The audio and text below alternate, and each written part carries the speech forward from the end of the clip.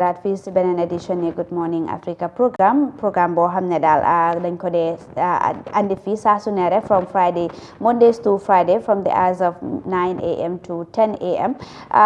Programme boo xam ne daal xam ngeen ne rek dafa interactive because duñ dee toog rek di waxtaan waaye dañ leen dee boole foofu noonu saa su ne rek plus tamit dañ leen dee andil guest yoo xam ne dañ am solo am maanaa waxtaanee loo xam ne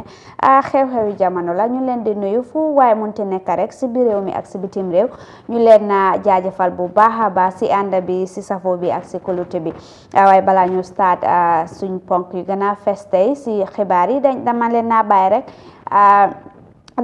rek suma naataango Ousmane Diatta mu nuyu wante again Ousmane Diatta, good morning and welcome to the program. Thank you. Moom nag suma doom la xam ngeen ne moom suma ànd ak moom plateau bi always rek daf dee neexa ndaxte suma doom la so lu ma ko wax rek loolu la dee def tey ponk yu gën a fees si Good Morning Africa programme bi moo nekk National Human Rights Commission moom nag daanaka di wax ne nu politique bi di demee surtout si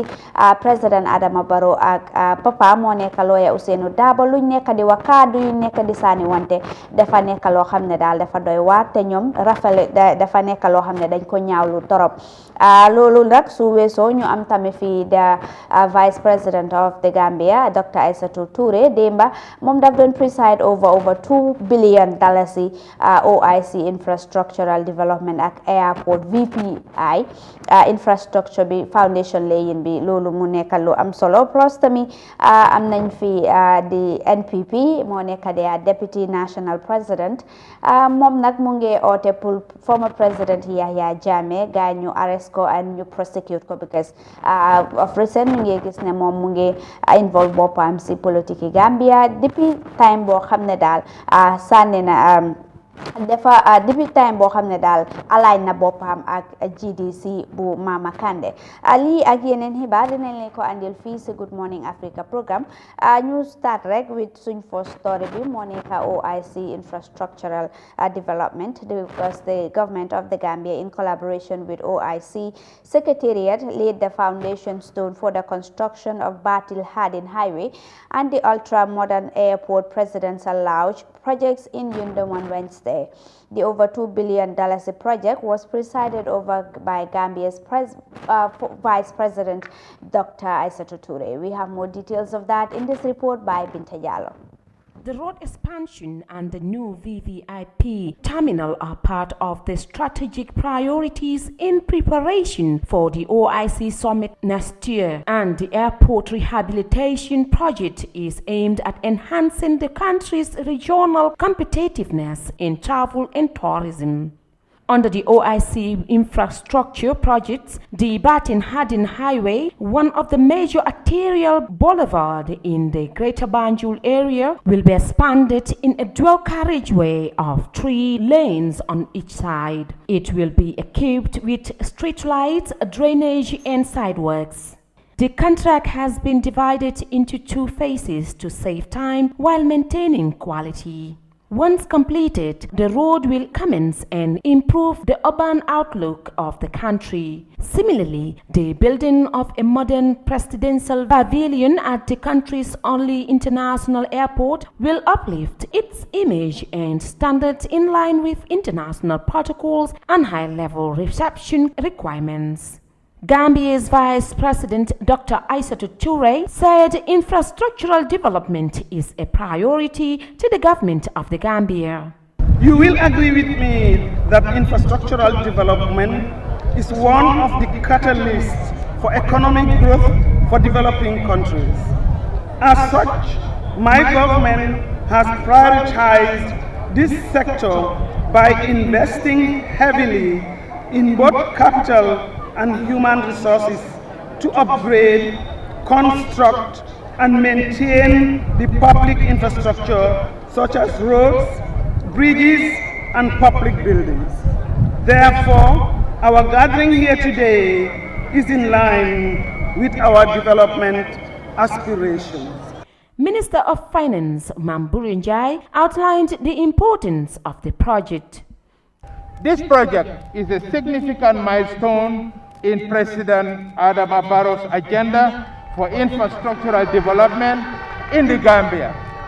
It also forms part of the preparatory works for the upcoming OIC summit, which will be hosted by the Gambia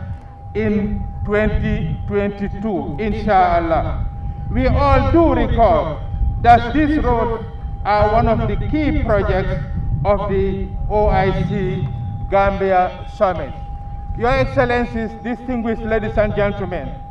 a comprehensive and enabling road network is the backbone of any country's transportation system. In fact, a robust road network has positive implications for ease of doing business. It facilitates other economic activities. CEO of Saudi Fund for Development, Prince Sultan Al Mashhad, stated how the project will boost the economy of the country. We congratulate you on opening this important project, which also will support your achievement of sustainable development goals. Your Excellency, the Vice President, ladies and gentlemen, this project will increase airport operational capacity by 43%, and it will also enhance trade, support economic growth, and improve living standard for more than 2 million people. This comes in line with our support to the transportation sector and its services in the Gambia. The Organization of Islamic Cooperation is the second largest international organization after the United Nations, with a membership of 57 member states over 4 continents. The organization is the collective voice of the Muslim world and that safeguards and protects the interests of Muslim world in the spirit of monitoring international peace and harmony among various people of the world. For Eyeafrica News, Binti Jallow. waaw report boobu am na solo torop by Binta Jallow mu nekk loo xam ne daal am na solo torop because OIC road construction before the 2022 mu ngi start fu mu nekk nii dañ lay the foundation stone for the construction of the roads and of course the airport VVI P mu nekk loo xam ne daal am na solo torop Ousmane fu mu nekk nii gis nañ ne guys start nañ the demolition exercise of some of these structures along the peripheries of the turntable Yundum and other places yoo xam ne daal dañoo construct these roads mu nekk roads boo xam ne daal dina create a lot of development in this country because démba sax gis nañ ne Busumbala Naam constituency moom mu ngi wax ne nit su jógee si këram sax di first thing that looy xalaat moo nekk ne naka lay amee moto kañ lay egga suma liggéeykaay mu nekk loo xam ne daal dafa nekk road boo xam ne am na solo torop. Interesting, Mrs. Suara. Like the issue of like a transportation infrastructure is very important and it's very crucial for every country's development. Like he rightly said, like that's the most important thing for now in the Gambia because like most people think of how to get to their offices, that is one major thing that is hindering them, They don't even think about the nature of their work, but how to get to work. So if the issue of transportation is addressed and the coastal road is a very good route, it's not only going to help the OIC meeting, but it is also it will transform lives because businesses will be established and all that is very important. For now, I'm not sort of because like a project like like it's 1 in a million in the Gambia. So I mean more roads like the OIC project. The issue of transportation, you would realize that development in the Gambia would grow rapidly because they have to go out and work, So going on time on work is very important. Exactly. So if the country is facing problems of transport, you will realize that it will affect our economy as a country. So I think it's a very good initiative that it is finally implemented by the government of Adama Barrow. Who knows, come December, come January 2022, another government may come in, or this government may continue. So it's a good project. It's a very good project in as much as the people are concerned. Yeah, it's a very good one. Why xam nga fu mu nekk nii daal ñu bari daal ñu ko associate with politics. Ñu ngi wax ne daal président Barrow fu mu nekk nii mu ngi lay foundation stones rek te foundation stones yooyu noonu daal mun na am pour naxaate la mu ngi nax nit ñi waaye OIC project bi mu dafa am solo ndaxte nit ñi Gambia bi dañ fasa ay host the 2022 OIC summit in the Gambia here te balaa loolu summit bi di start all this infrastructural development needs to be put in place balaa loolu noonu they start dafa go a long way towards helping the Gambia and of course dafa boost the economy of the country. Because transportation dafa nekk loo xam ne mu ngi disturb nit ñi torop te and nit ñi xamuñ even the health I'm not a health expert but xam naa ne tamit even health wise mu ngi affect nit ñi because it's stressful nga nara ñëw taxaw si yoon bi for 1 hour or 30 minutes yaa ngi xalaat lan laay dem defi ji wala maa ngi late from work or maa ngi war a def lii defuma ko on time it's stressful te soo ñëwee at work you're forced to do extra or to work extra because of time boo war a ñëwuloo time boobu doonu wala nga war a def dara defuloo ko that time even though su dee ne danga set a deadline boobu noonu pour nga meet ko is very difficult so dafa boost the country's infrastructural economy for the fact na tamit investors yi tamit they will be want to be coming because they know ne fu mu nekk nii léegi moom dëkk bi mu ngi develop roads yi are available and all that te road dafa nekk loo xam ne am na solo torop si dëkk ñi will be able to go te dafa xaw a minimize tamit accidents yi because road bi lane bi if su yaatuwee dangaa gis ne drivers yi duñ najwante te najwante bi su amutee rek dangaa gis ne road accidents yi dafa nekk loo xam ne daal dafa minimize bi su dee ne dafa congest beneen bi du congest dafa di congest so de loolu mu nekk loo xam ne daal am na solo torop from there Ousmane rek ñu wasi leneen ñu wasi Human Rights Commission bi their concerns and the National Human Rights Commission said they are the least satisfied with the exchanges between President Adama Barrow and the UDP leader Ousainou Darboe during their political campaigns and rallies. The chairman of the commission, Emmanuel Daniel Diouf, said such statements by political leaders have the potential to threaten the peace and stability of the country. We have more details of that in this report by Safia Tukuli.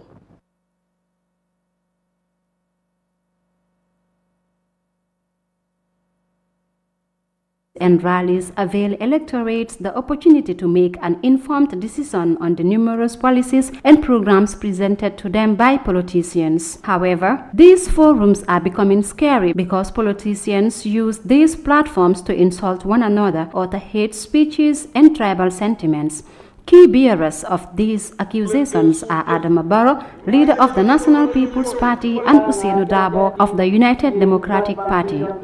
Emmanuel D. Diouf, chairperson of the National Human Rights Commission, said they are extremely concerned about the statements uttered by President Adama Barrow at his recent political campaign in Farafenni when he seemingly took pride in the use of tear gas by the paramilitary unit of the Gambia police force to forcefully dispersal a protest of the 3 years Jotna movement. In the same vein, Mr. Diouf said they are equally worried by the remarks of Ousainou Darboe to the president's reference to him as the CEO of the 3 years Jotna movement by threatening to destroy the president. Chairperson Diouf added such statements by political leaders have the potential to threaten the peace and stability of the country, as well as instigate violation of the rights of freedom to expression, association, peaceful assembly and political participation as guaranteed by the 1997 Constitution of the Republic of the Gambia and other regional international human rights instruments ratified by the Gambia.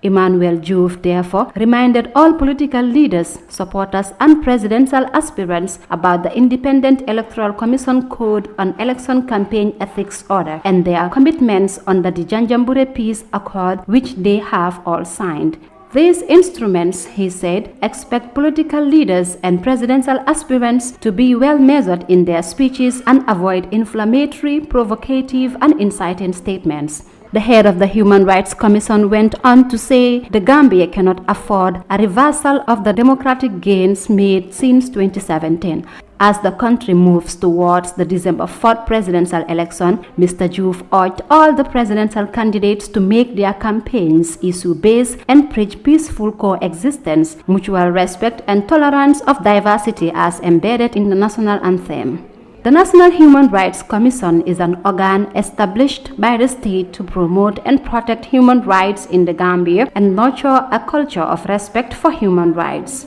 Safia Tukoli, Eyeafrica News. And rallies avail electorates the opportunity to make an informed decision. They are reporting on that press release, Muneka press release, it came at the right time. Because political parties here they signed the Janjambore Peace Accord and of course the IEC Code of Conduct for Elections. Muneka lo hamne dal daf dañ leen wala remind of those two codes yo hamne dal dafa am solo torop those two documents. Why politicians if time buñ gisee ni Usman one would have thought campaigns and rallies are an opportunity for political leaders when you sell out their agendas and their policies and programs to the people for them to be able to analyze them, scrutinize them, and of course in turn make informed decisions. But it's unfortunate that in this year's presidential election, especially the National People's Party of President Adama Barrow and that of his political godfather Usainu Dabo. Always every day dana kada nyone kadi sanu wante kadu kisuwaheli ki mutonto kisuwaheli ki mutonto. Are these two political figures even fair to the Gambian people? It does not tell well, Mrs. Suare, because these are very crucial moments for the Gambian people. I mean the electorate. Exactly. As Abraham Lincoln rightly defines democracy. It's a government of the people, by the people, and for the people. So these moments are very crucial for the Gambian people, and these are times when politicians should be selling their agendas to the people. What do we have for people when it comes to education, transportation, health? These are the things people want to hear in order for you to be able to, for them to be able to vote for you. So, but how do you expect them to vote for you if you are fighting each other? And I think it does not tell well that it is coming from the side of the incumbent and the main opposition party. So it's something that is very threatening, and I think it should be addressed, and it's good that the National Human Rights Commission observe it, because it's something that is very crucial, because it might incite violence, and and this is not helping the electorates. And I think at this point the electorates, the Gambians, have the responsibility to take a good look of what is happening, so that come December 4th they should vote, they can vote responsibly, because they know what is happening. So that is why politicians like Khalifa and other political candidates encourage people to vote responsibly, because to balance the ideas of different political aspirants, because they will come with different programs. But instead of not only following the ambience, but also listening to what they're going to tell them. We should not allow the politicians, the people should not allow the politicians to set the agendas. Instead, the people should set the agendas for the politicians to run with it. So I think it's something that is very important that the National Human Rights Commission, observe it, and it is something that is identified. Okay, that's a very important point there. Munekalo Amsolo, and that this is not what we expect from our politicians, definitely, especially from the incumbent and the main opposition party. Then nyom nyone kon the same kerbena nik, while legi hajo bisu ame, nañ ko def responsibly and not sanu wante kado yi ki muneli ele ki suwaheli ki mu respond wala ki threaten ki di wax ne dina la destroy ki di wax ne yo behind the 3 years jotna waye gisulo legi fum nekk ni degatuñ ko façon comments is something lo xamne dal man suñ ko dege sa dafa ruslu pour nga dega ko from your leaders. At this time what we want to hear from what people want to hear from these politicians is the policies and programs that they have for the people, like you rightly mentioned. People are complaining that fum nekk ni ndox bi dafa cher, courant dafa cher, dundin bi dafa cher, and lu nekk ci dëkk bi fii dafa cher. Léegi I think these are the things that we expect them to address, and not to be exchanging words and all that, and encouraging tribalism, hate speeches and all that. Ñoom suñ ko defee, how about electorates, their followers? What do they expect from them? Lan la ñoo mën a wax gaay loo xam ne daal loolu gaay dinañ ko mën a téye. So moo tax dafa jar a bàyyi xel torop. Nit ñi soo xamee ne da nga nekk leader ak nit ñi ñu am nga big followership da nga war a bàyyi xel certain kadus yoo xam ne daal yaa ngi ko wax waaye dina ñëw si loolu noonu ñu yaatal waxtaan bi waaye fu mu nekk nii daal ñu ngi am suñ correspondent bi si line bi moo nekk Modou Mohamed Nyang moom moo nekk ak President Adama Barrow during his campaign in Janjanbureh fu mu nekk nii foofu la nekk mu wax ñu rek Janjanbureh President Adama Barrow yan programs and policies la wax lan la amal the people of Janjanbureh ak meetings yum am si Janjanbureh Modou Mohamed Nyang naka suba si jël dañ yaay maa ngi laa nuyu yaay soore maa ngi laa nuyu di nuyu ñuy seetaan Eyeafrica TV ci réew mi ak ci bitim réew nga xam ne télé bi lañuy doyloo yaakaar ko di si taataane seen xibaar yi wértu wóor jël de maa ngi laa nuyu di la nama bu baax nag ñoo la raw Modou Mohamed Nyang wér nañ fi torop waaye yéen a ngi faa def liggéey bu am solo président Adama Barrow fu mu nekk nii yéen a ngi Janjanbureh mun nga ñoo waxal rek président bi yan meeting la fa am waaw jullee jërëjëf démb bi meeting bu nga xam ne ni amal nañ ko si Lower Flodu ak Upper Flodu den fii nga xam ne mooy Jaxanka demoon nañ fa démb mu nekk julli dëkk bu nga xam ne dëkk bu sori tali bi la bu sori si biir nga xam ne ay mites rek nga daal di am li nga xam ne mooy Casamance foofu amoon nañ fa meeting bu am solo meeting boona la nag ñu bëri jóge woon nañ Sénégal ñëw si li nga xam ne mooy meeting bi président Barrow nag comme ni ñu ko dee waxee rek daanaka kàddu mi yëpp si meeting yi yëpp benn la day doon su mooy wax yi nga xam ne dinañ ko wax si kujje bi ñoomu neen si diggante moom ak papaam wala ak yeneen kujje gi ba su dul loolu li nga xam ne loolu la dee wax ci ground bi daanaka loolu leen dee wax ci beneen ground mooy ne moom mooy ku nga xam ne mooy moo defar briques yi moo defar yoon yi mooy borom tracteur yi amal na tam ndaw ñi li nga xam ne mooy projet bu am solo comme buñ ko dee waxoon ci biir napp gi loolu fu mu dem dañ ko di dégg moo xofa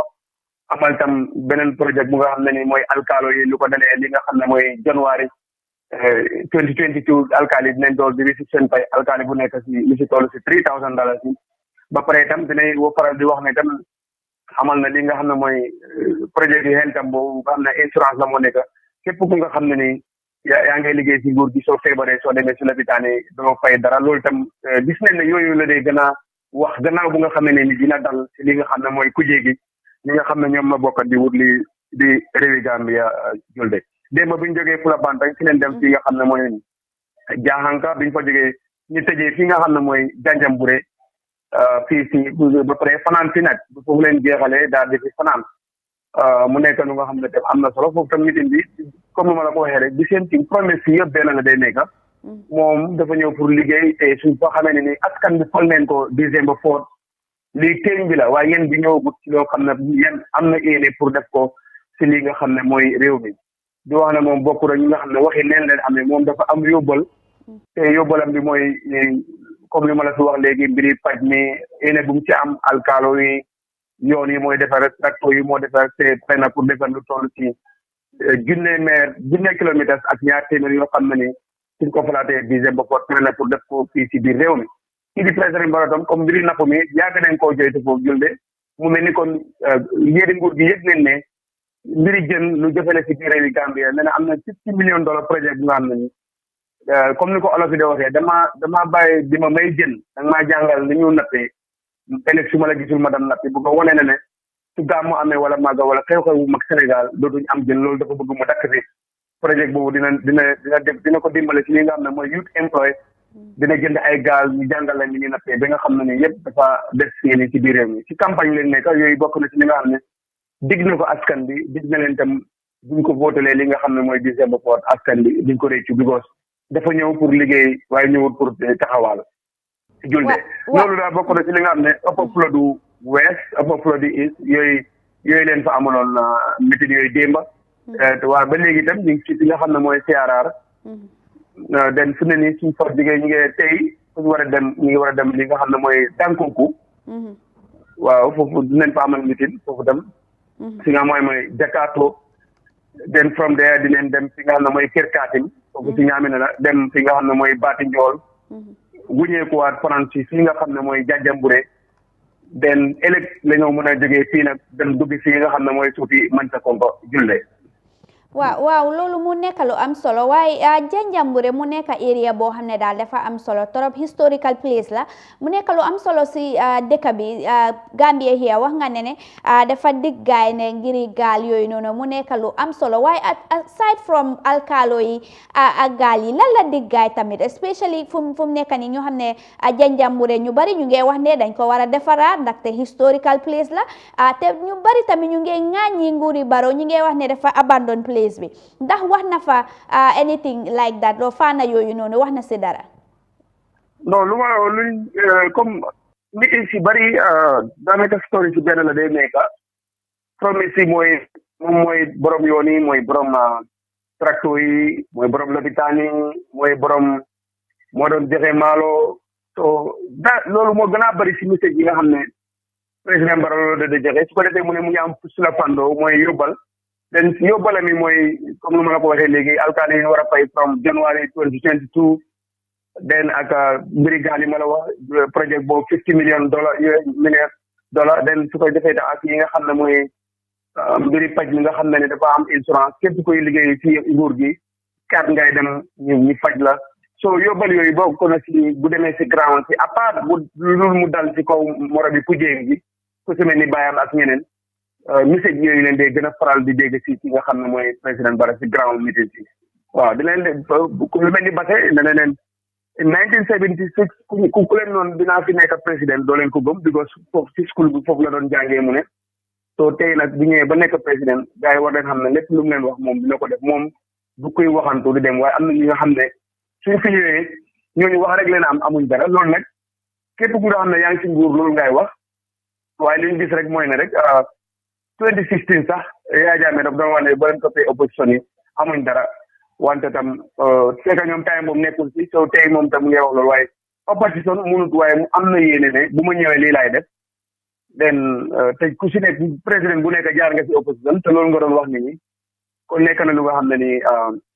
noonu la ko nit ñi doon déggee waaye jël de message yi si ground si yëpp daanaka it's the same daanaka waaw président bi tamit nag comme ndax bàyyi na xel tamit si kàddu yoo xam ne daal daf ko dee wax dëgg la daf dee wax ne def na lii te dafa dig nit ñi tamit ab lu moo def suñ ko votalee in 2022 waaye tamit nag daf dee wax kàddu yoo xam ne daal ba tax na sa Human Rights Commission bi ñang gaay génn daana di ko advice di wax ne mu bàyyi xel si kàddu yu moo wax ndaxte dafa tax fitna mu jur si dafa jur fitna si dëkk bi ndax président bi bàyyi na xel si kàddu yooyu tamit. waaw su si mel ni Saara Ngay foofu buñ ko demee déggoo leen adresse nag ñeenge kii di GDC wane ne jox na leen strong warning mooy dina wax IEC comme kii di former président bi mu stop di nekk di wax parce que loolu mun na ay indi li nga xam ne mooy fitna ci boobu moom waxoon na ko te xam naa ne ñu bëri tam ñu doon wax ne mënoon na ñàkk wax loolu because ci jamono campagne leen nekk te ñu doon wax ne kàddu yi nga xam ne la njiiti réew moom waxoon gisuñ loo xam ne mun naa taal fitna xëy na neexut ñi nga xam ne ñoo nekk ci nguur gi right now wante loolu tam nit ñi ñi ngay wax ne daal rafetluñ ko mënoon na ignore loolu rek continuer li nga xam ne mooy campagne because ñu bëri dañoo wax ne si fekkee dafa leen jox strong warning ne dina wax ak IEC dafa mel ni dafa nekk di contrôle li nga moo xam ne mooy IEC bon nit ñi li ñu doon wax mooy ne ñi ngay xaar result from IEC ndax dañoo dem ñoom tam woon ñi nga xam ne mooy GDC wala pour ñu stop ci seen ground meeting kii di former président bi dafa wax ak wala dafa call so si la ñu door a xam ndax loolu dina amam de waaye loolu mun na mel ni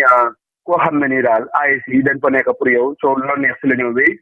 waaye déggaguñ lan mooy réaction ni li nga xam ne mooy IEC kon moo tax duñ si mën a wax dara apart from that daal dig na askan wi képp gox ak gox-goxaat yi ñu dugg ci biir yoon dig na leen développement su ñëwaatee December port te askan bi foofu tam dinañ ko demoon ne ñun ak yow ñoo ànda ñun xamuñ opposition ñun nguur leen xam ku fi nekk yow leen ay ànda ci démb sax fu la banta am nañu ko wax ne fii 2016 Yahya Jammeh moo fi noonu ñun xamuñ oppose wante bu neexee yàlla ñoom nee neen incha allah fépp fu mu dem dañoo wax ne 100% dinañ ko jox ki nga xam ne mooy président bon loolu campagne la waaye ñoom ñoo ko wax président bi tam bu jëlee dina leen wan ne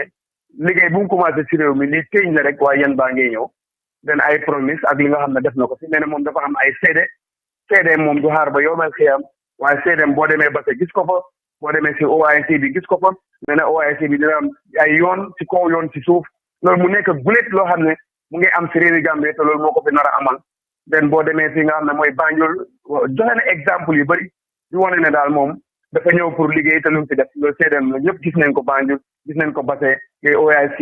ak yeneen ak si tracteur yi ak yeneen yooyu daal la président Barrow di gën a wax si meeting ground si ne leen nag des na ak yeneen waaye loolu balaa moo am mu gis ne December 4 gars yi fal nañ ko kon dina xam ne moom ñëwul pour caaxaan dafa ñëw pour liggéey den te du moom du topp waxkat yi am na ñu nga xam ne wax leen féetoo moom jëf la féetoo moo tax du leen topp waaye gis nañ ne tam comme meeting yi bari dina de daal di wax ci nga xam ne mooy papaam waaw lu bari daal luy utee wax ji daal mooy jël ne fekk wax na ci li nga xam ne mooy lu jëm ci mbiri kujee gi ku si mel ni papaam ak ñeneen waaw. jërëjëf Modou Mohamed Niang kaddu yooyu am na solo update bi am na solo leer na lii lañ doon séntu léegi fu mu nekk nii moo xam naa ñun ñu nekk di seetaan yëpp xam nañ président Barrow fu mu nekk ak lan la fa wax tamit kaddu yi leer nañ Modou Mohamed Niang jërëjëf. jërëjëf Adjaratou Julle Ndiaye Souare jërëjëf. jërëjëf dégg nañ Niang mu wax foofu kaddu yu am solo président bi fu mu nekk nii ñu ngi janjambure te fu lu mu nekk di wax moo nekk ne the same thing la lu mu defal Gambia bi fii roads bridges construction si yu mu defal Gambia te moom mu ngi dig tamit ñu nekk people of janjambure and especially in the Gambia alkalo si mu ne comme January dina jox gaay tamit mu nekka gaa ñu nekka si payroll bi moo nekka salary $3,000 si alkalo si dinañ ko receive every month mu ne tamit $50 million project boo xam ne daal nguuri Gambia ñu ko fasa yéene andi fi moo nekka mu ne dina kickstart in December moo nekka health insurance bi bill bi fu mu nekka ni mu ngi National Assembly mu nekka bill bu am solo pour which is all geared towards making sure ne nit ñi ñu am wérgu yaram yi ak yeneen tamit promise na ñooñu people of Janjanbureh mu nekk lu am solo waaye tamit nag lu gën a face moo nekk tamit kaddu yu mu nekk di wax lu mu nekk di saanu tax na ba National Human Rights Commission bi génn di ko di ŋaañi wax bi di ñaawlu wax bi di wax ne gaay dañ ko war a bàyyi moom ak political godfather bi moo nekk lawyer Ousainou Darboe mu nekk kaddu yu am solo. Indeed interesting. Like Mrs. Suarez, kon lii mbir bi fu mu toll like these are things that the electorates are expecting, It's not anything like a favor. Like the electorates are paying their taxes every day, from the farmer to the businessman to, all sectors. They are all paying their taxes. In fact, the kid that is buying 1 mint, or, the person, that kid is paying tax indirectly. So these are things that the electorates are expecting. So they are not favors. And I think it is important that politicians are coming with such ideas, like the idea of trying to pay alcalos monthly salary. I think it's very important. It's crucial because one thing, despite the fact that some argue that it may jeopardize the work of the alcalos because the government may control them, but at some point I think it will equally as well help them because most alcalos or most of these local government rulers, like they depend on the transfers they gain from people. So if that, there is too much of corruption involved. So I think the payment is very crucial. And just yesterday, I had the president talking about coming up with a national health insurance. I think those are very important aspects as well, wherein people will be given cards to access health care, facilities, across the country. I think that's very important, but it will be important for them to know that they are not favors, they are expectations that people are expecting from them because they are paying their taxes, to make sure that they have these things. It's like a contract. The public, the electorates, the people are awarding the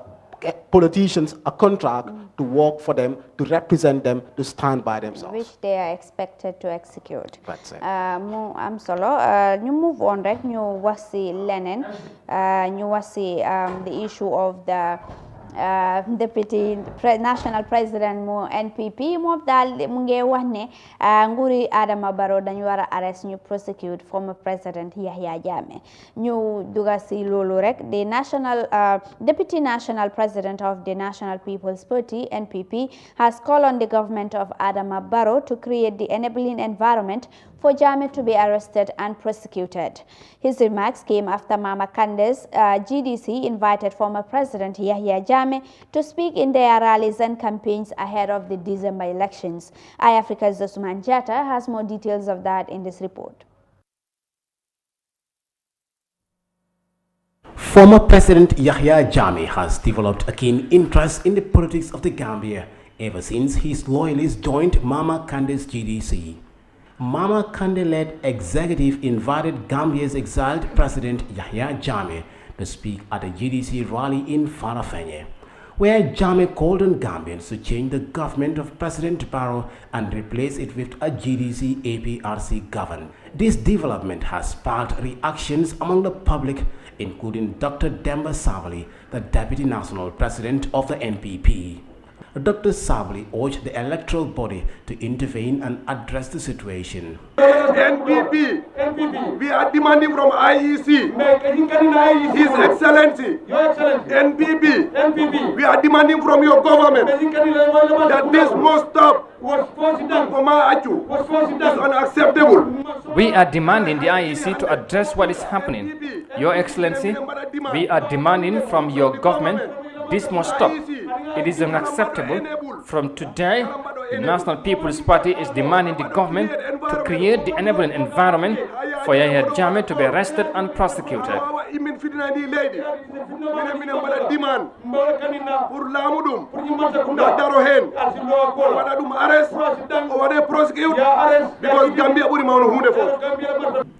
The former Gambian leader has been described as a dictator. Several witnesses who appeared before the Truth, Reconciliation and Reparations Commission (TRRC)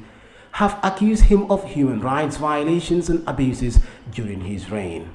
The Deputy National President of the President's NPP questions Mama Kande's love for the small West African nation after providing the platform for Jammeh to participate in their rallies through a telephone call. Mama Kande, GDC, Benjino Gambia, Benjidi Gambia, Benjidi Jam, but create platform, Yahya Jammeh. Mama Kande, if you have any love for the Gambia, you will not create the platform for Jammeh to speak in your rallies, creating violence in the country. Anyone who is supporting GDC should beware of this. There is no truth in your politics. I urge all GDC supporters to cast their votes for President Adama Barrow in the upcoming December 4th polls. December 4th, better than His Excellency, President Adama Barrow. Yahya Jammeh went on exile to Equatorial Guinea following his defeat in the 2016 presidential election. With less than 2 weeks to the much anticipated December 4th presidential polls, the former Gambian leader is persuading the minds of several electorates to vote for his chosen candidate. But will the intervention of Gambia's exiled former leader yield any dividend in the upcoming December presidential polls? Usman Jatta, Eyeafrica News. Now on the line who joins Usman Jatta ñu ngi waroon na am the National Youth President of GMC moo nekk MC Cham Junior moom tamit mu react to the story waaye balaa ñu ko am rek ñu analyse story bi nu mel because fu nekk ni politique bi si dëkk bi moom dafa doy waar ku nekk daal mu ngi wax ku nekk ñu ngi ŋaañi wante ku nekk mu ngi wax kii lan la war a def ak lan la warut a def waaye balaa ñoo ñëw si yow rek it's like am nañ MC si line bi MC, good morning and welcome to the program. Good morning, thank you very much, Jimde. Why MC dégg nañ the deputy national president mu NPP lu mu wax why was it even necessary in the first place to invite former President Jammeh in your rallies, MC? President Jammeh is a Gambian. He's a supreme leader of the APRC. By the electoral law, allow na ko mu make a member of a party. And Jammeh is a Gambian, come like Gambians, you never see as for the contribute I fundraising to go dimere Adama Barrow for mu campagne. The same thing happened to Jammeh. He have the right. Every Gambian have the right to wax xalaat ci réew nu mu demee ci wàllu politics ak nu ko xalaatee. And do business the president or Adama Barrow or the assistant vice president of the NPP, because the IEC not right to control the elections. Whatever you call IEC call the legal arm, IEC rules and regulations for use to say campaign. So Ngurbi or Adam business soon politics, what interferes in politics. Everyone made for a full claim for the IEC. Most like Hamudi law, let him try and consult his Minister of Justice, guide ko advice ko how right now. Because Luzala when Barrow is more desperate, frustrated na from Neka, he's very angry right now. I'm into right now more pushing mum Neka legi follow opposition or na Neka. What the mum right now for Neka is different size than Neka. So Lumara Hamoy Jammeh is a Gambian, Mom Taylor Ham the Jammeh Watawa. Nyata yon la Jammeh was the committee, one not Taylor, one not Gundu. But condemn go. Buwahe Burfoot, Tiraka Burisubi, Tiraka Buwazun. It's like GDC tamit dañ buga lu neex Jammeh moo tax yéen a ko invite si seen rally si every time ndax da ngeen olu tamit seen boppa. Jammeh is the party leader and the supreme leader of APRC. And GDC have an alliance with Jammeh and his committee and his people. Soon after meeting Jammeh, I'm the right to call address Somatami, what Gambians ne. Gum nane. Soon we get unity and development. This alliance of GDC, APRC and GAP. Popular development maker. So Jammeh is a Gambian. Like other Gambians have made contribution highly and fundraising to dice for Abi. You could do Adam 2016. And a little Adam have made Jammeh who was putting Gambia. 2016. The diasporas, they play a key role to Musone Adam president. There were allegations from the technical ship called Mama Kande. Because 2 months in America.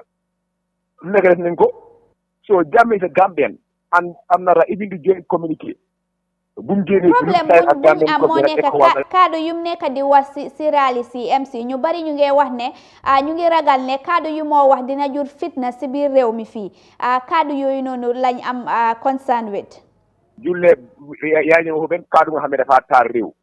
waxu da lu wax mooy une faratañe mooy seen bëggee unity and development sànnil leen this alliance réew mi lay naa fu mu toll nii jigéen yaa ngi sonna si wàllu lopitaan yi education agriculture la yaa ngi adresse une faratañe and loolu man ak yow ñu ngi ko jëlee ci dëkk bi fii tey c'est ku taar réew mooy Adama Barrow bu ko bëggee taxaw si plateforme si di saaga ji di pati leader yi and loolu nekkul in line with the IEC kon kuy taar réew mooy Adama Barrow bu ko taar réew mooy yaa ngi ne lu wax rek zone is about tribalism la ne mixo nañ stay away from tribalism is one seen bu nga xam ne waxi dafa taar réew lu wax faratañe i wax clear fi Gambian but kuy taal réew mi ku ko taal réew mi mooy Adama Barrow bu ko xam ne dafa dalu élections so bu ko yaxa élections yi moo tax muy def lii Adama Barrow seen parti leader bi tamit waxam yëpp mu ngi saga seen parti leader bi tamit tontu na président Adama Barrow mu ne duñ stop pour invite former président Yahya Jammeh si rally si dinañ ko invite ndax kaddu yooyu noonu tamit séntu nañ ko si moom ndax waroon na koo tontu it's like mu ngi nduroo ni defante léegi war na koo tontu 1 million percent pour Adama Barrow moomu réew mi dafa nekk président rek dañ ko jox cër boobu are here Gambian like us war na jël suñu right because ñu den fight 2016 bu gis ne Gambia am na development am na démocratie so kon tey ñu kenn war a ñëwaat léegi dellu fu mu nekkoon du ko nangu mu nekkoon mu naxare ko Jammeh we going to speak to our rally am benn affaire du business am moom as président mu interfere suñu rally bi ko amee jox ñu contact the IEC ko wax ne lii ak lii based on seen rules ak and amul dara nga xam ne jiris yaa xam ne ko si loi bi oo yaa ngi yaa ko si loi bi rek kii jiris yaa ko si loi bi Demba Sanyang tamit dafa question the love Mama Kandeh bu mu amal dëkk bi ndaxte dafa Demba Sabally Rada dafa align si boppam koo nekk former président Yahya Jammeh nit koo xam ne daal dañ ko accuse human rights violations yu bari ndax it's morally right pour Kandeh mu align boppam with somebody like former president Yahya Jammeh. It's more than 100% right mu liggéey Yahya Jammeh because yaa ngi Gambia. And that's why everybody needs APRC supporters. Yeah, not to tell Abraham Lulukai. Bukai decide MOU and Barrow decide MOU at APRC. No one more reconciliation to reconcile with the Gabi. Barrow Muso Haftan and them can lie, Haftan to them can lie over envelope. I'm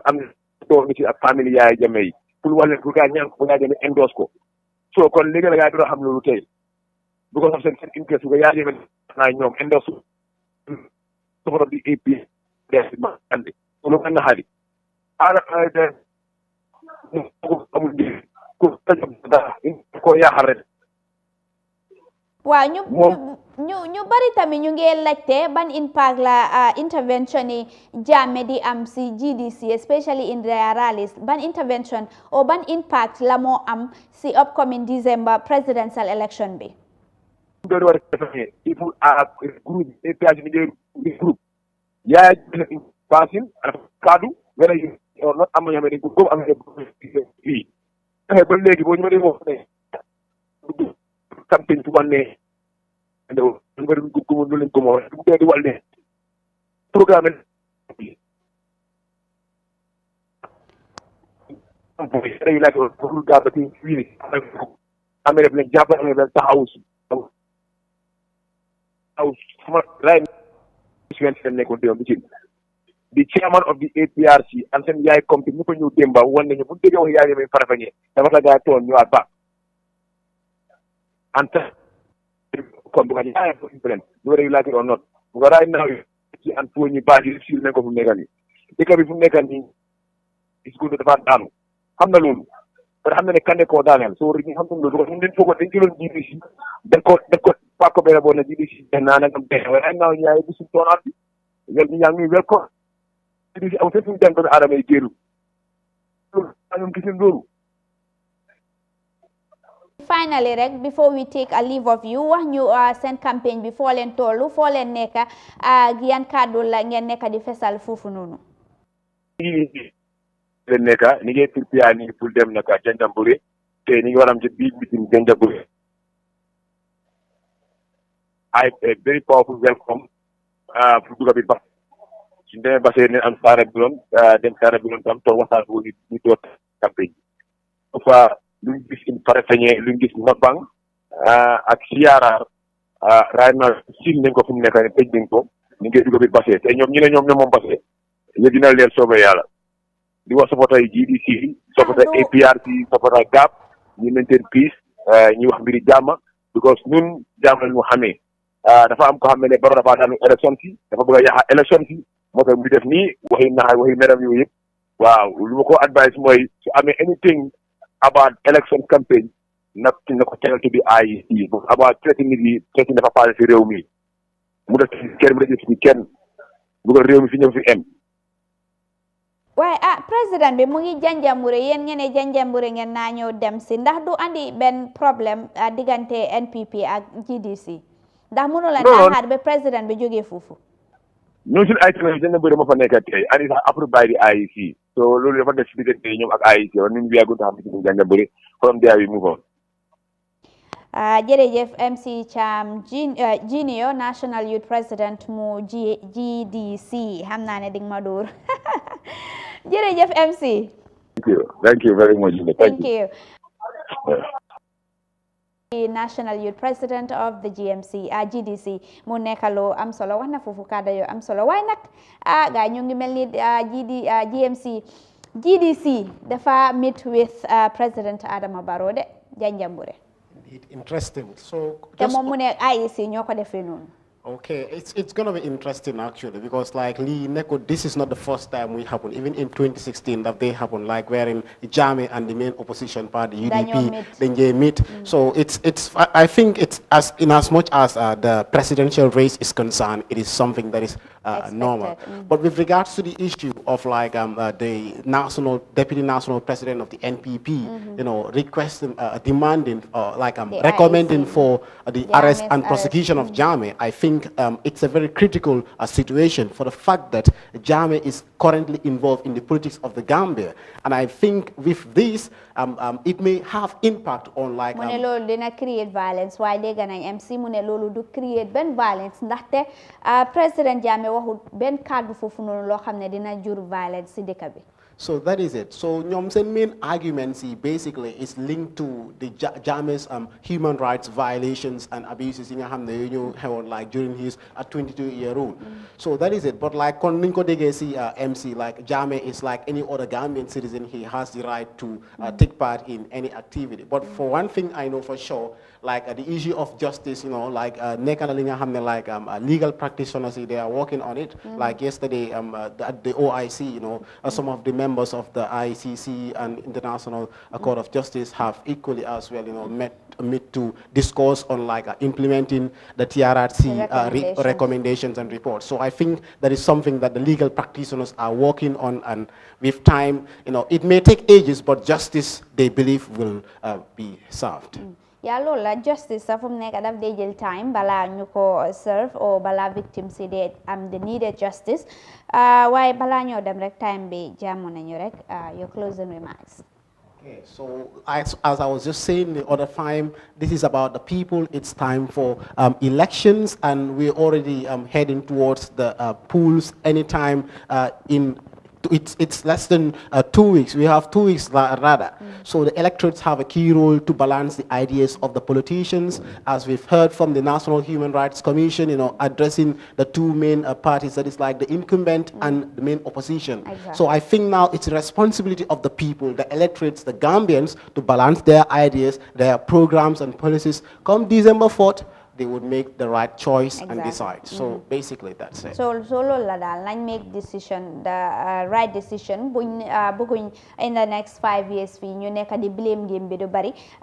mostly nag blame game bi su bari rek daf dee nekk ne people did not make the right choices. Why fu mu nekk ne this is the right time for the people of the Gambia to make informed choices, basing it to vote wisely, and their votes, let them base it on the policies and programs of the politicians that they have for them. With that is the end of the Good Morning Africa program. Till we come your way tomorrow for another interesting, fascinating and educative program. Do have a nice day and enjoy the rest of our programs. Bye-bye.